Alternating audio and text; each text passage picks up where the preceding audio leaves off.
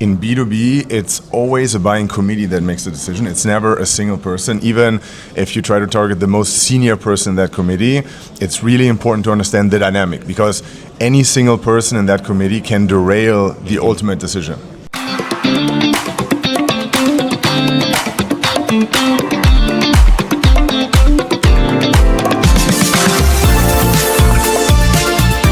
How's it going, everybody? Welcome back to another edition of the Ad Podcast. We've got Sascha Eder, the CEO of NewtonX, here at the Palais for day one of Cannes. Sascha, thanks for coming on. Thanks for having me. It's a pleasure. So tell me a little bit about yourself and what is NewtonX?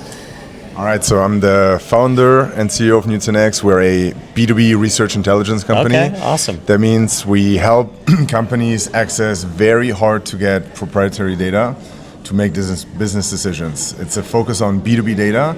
So imagine you want to launch a product, you want to better understand how this is going to land with your purchasing decision makers. We can find them no matter who they are, no matter where they are. Interesting, okay.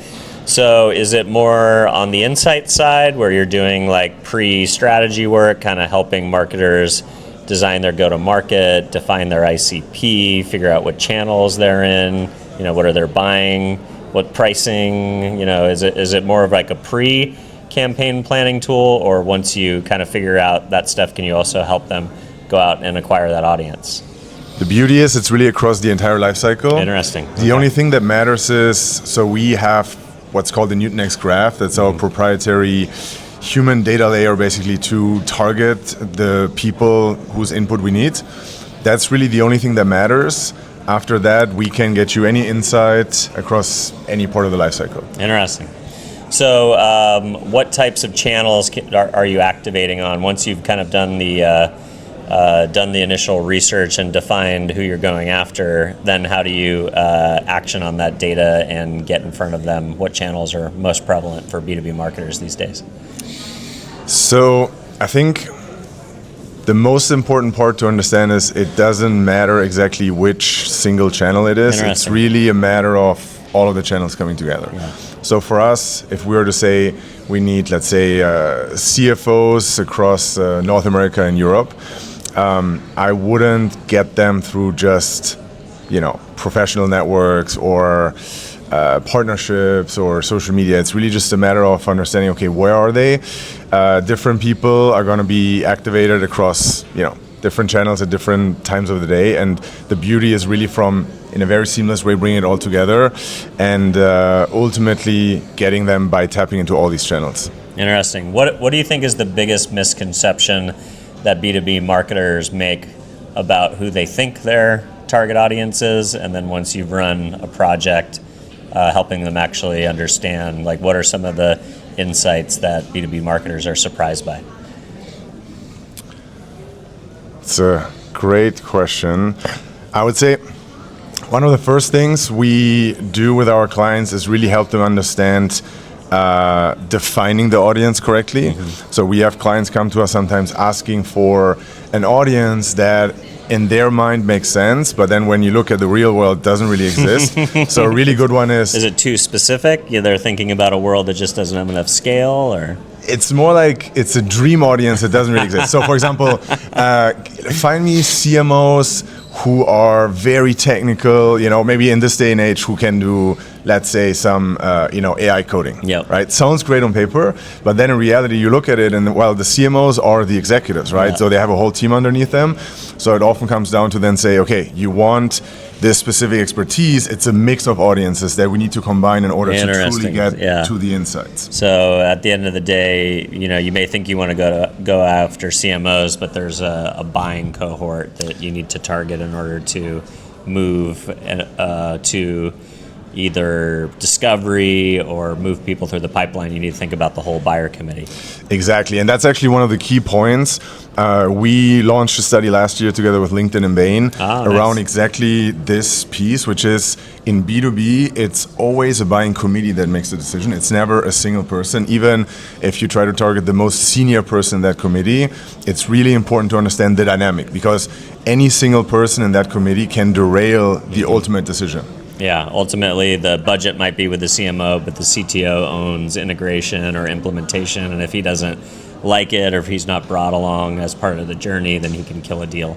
Exactly. And to your question earlier about surprising insights, we have seen cases where the procurement person who has a very tangential role in the decision process derails the entire decision because their objective is not aligned with the rest of the price committee. Or something different than technicality or capability. Exactly. Yeah, interesting. What do you think is the biggest mistake that B2B marketers make from a creative perspective? A lot of we're here at the Cannes Lions. This is there's a B2B category that LinkedIn is the sponsor for. There's a lot of really great creative work being done in B2B, but a lot of times you can do all the work on insights and establishing, who your target audience is, but if you don't speak to them in a way that's compelling, especially when you're using channels like social. LinkedIn's a social network now, really more than a B2B platform. So do the insights also help advise the creative ideation and what is the ultimate messaging that you put into the market?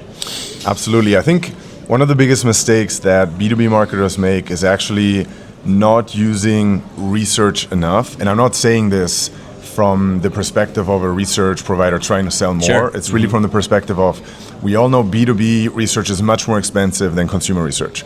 That's because of the specificity of the audience you're trying to target. Those are professionals, so it often costs much more to reach them. And so there are a lot of decisions being made where there's no research conducted at all, just because you plan to do a few bigger studies throughout the year. And I think one of the key insights that we also want to get across this year at Cannes Lion is that this trade-off no longer needs to exist. You have now new technologies, for example, synthetic research, which is very hotly debated. Synthetic these audiences, days. yeah. Some Exactly. people think, I've seen case studies talking about 95% accuracy, but then there are also some skeptics that still want real world, focus groups and things like that. Exactly, and that's its own whole topic we can talk about, because it's not just about let's do synthetic research. You need to do it the right way. But the key insight is between synthetic research and primary research, you can actually now do it throughout the whole year in a continuous way. You can marry both together. That you don't have to do this trade-off, and now you can every point in time tap into your audience before you launch a creative to make sure you don't miss really what they're looking for. Interesting. One of the biggest places that AI is having an impact on is research, because now you've got the ability to kind of hoover up more and more data. You can synthesize it faster. Research is going from long processes that take a lot of primary research, a lot of manpower or a lot of media to collect results, and now you can kind of use AI to tap into all of these different data silos and then also synthesize it much quicker and deliver insights faster. How has the timeline compression gone from traditional research methodologies in B2B to what you guys are delivering today? Yeah, first off, it's been really interesting to see. I think AI catapulted research from a space that wasn't really looked at when it comes to technology at all, to now being one of the main pieces, right? You had like OpenAI with deep research and all of these pieces that target research from an automation standpoint, making it much more efficient. So that's been great to see for the industry overall. When it comes to compressing research, on the one hand, everything you said is correct, meaning it does allow you in so many places to do more with less, to do it faster. But one of the most interesting aspects is that in research, the human element has become more important than ever before. Because none of these things work if the data that actually feeds the models isn't of the highest quality. And so if previously you had to say, well, I gotta be careful with my budget because I need it on the analysis part and throughout the whole cycle, you can now say, well, I can compress all these parts, so I should probably allocate most of my resources to the most important aspect, just the data going into it, because nothing else matters if that initial the data piece is bad. Yeah, that's interesting. Talking about B2B marketing, we're here at Cannes. There's a lot of people here trying to get the attention of marketers of all sizes, but definitely B2B sits in that category as well. So what are you guys doing this week to get in front of the right target audience yourself to do your own B2B marketing? Apologies. It's good. It's a really good question. The way we have always operated at NewtonX is to come from a point of trust.